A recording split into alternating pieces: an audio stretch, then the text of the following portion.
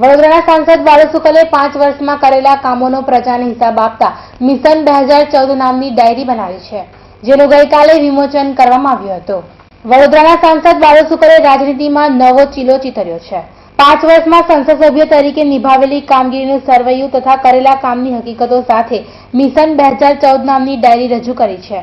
ભારતના પૂર્વ વડાપ્રધાન અને ભાજપના સૌથી સન્માનિત નેતા અટલજીના જન્મદિન નિમિત્તે સયાજીરાવ નગરગૃહ ખાતે મિશન 2014 વિમોચનનો ભવ્ય કાર્યક્રમ યોજવામાં આવ્યો હતો.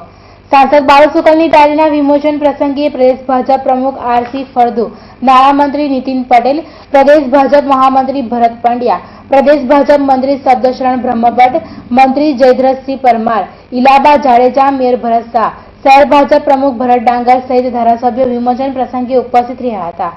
ભાજપ કાર્યકરોએ ફટાકડા ફોડી આર.સી. ફળદુનું સ્વાગત કર્યું હતું.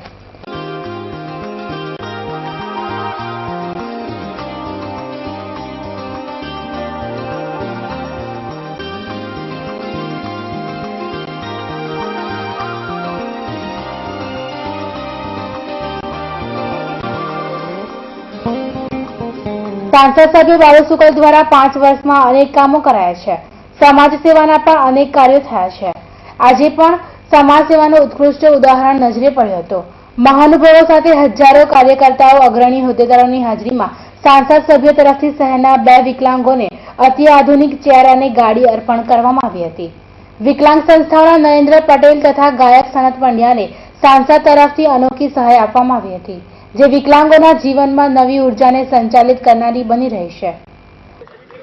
વડોદરા સંસદીય મત વિસ્તારમાં કરેલ